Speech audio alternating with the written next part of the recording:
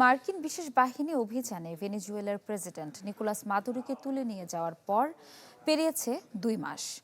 Delcy রদ্রিগেজের তত্ত্বাবধানে বর্তমানে আমূল পরিবর্তন এসেছে দেশটির সামাজিক ও অর্থনৈতিক ক্ষেত্রে, এমনটি দাবি করে প্রতিবেদন প্রকাশ করেছে মার্কিন সংবাদ মাধ্যম সিএনএন, যেখানে রাজনৈতিক অচলাবস্থা ও অর্থনৈতিক বিপর্যয় কাটিয়ে ওঠার কথা বলা হয়েছে, যদিও ভিন্ন তথ্য আইএমএফ এর সতর্কবার্তায়।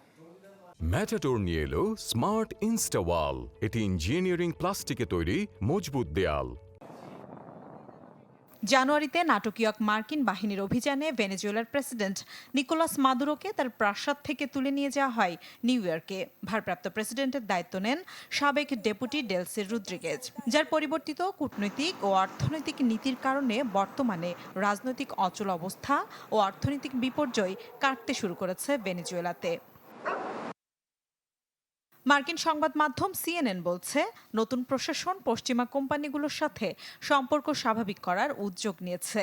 সম্প্রতি একাধিক ট্যাঙ্কার ভেনেজুয়েলার বন্দর থেকে যুক্তরাষ্ট্রের টেক্সাস ও লুইজিয়ানা অভিমুখে রওনা দিয়েছে। হোয়াইট হাউসের তথ্য মতে, যুক্তরাষ্ট্র শত শত মিলিয়ন ব্যারেল তেল বিক্রির মধ্যস্থতা করছে, যার প্রভাব আন্তর্জাতিক বাজারেও পড়ছে। স্থানীয়ভাবে মূল্যস্ফীতিও কিছুটা কমেছে বলে মনে করা হচ্ছে।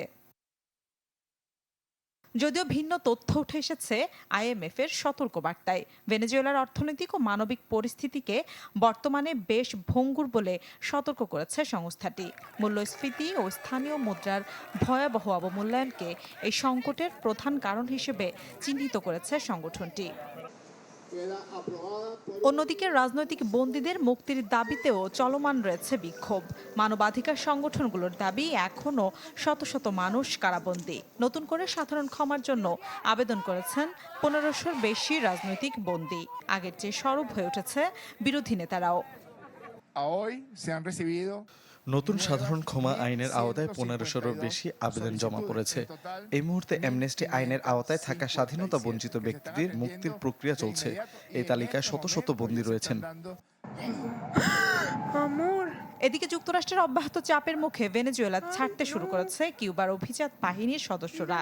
মাদুরো এবং তার আগের প্রেসিডেন্ট হুগো চ্যাভেজ নিজেদের নিরাপত্তার জন্য এই অভিজাত বাহিনীর উপর নির্ভরশীল ছিলেন। বলা হচ্ছে, দীর্ঘদিনের মিত্র কারাকাস ও হাভানার মধ্যকার সম্পর্কে ফাটল ধরাতেই এ চাপ দিচ্ছে ট্রাম্প প্রশাসন। মিলা খন্দকার, চ্যানেল 24।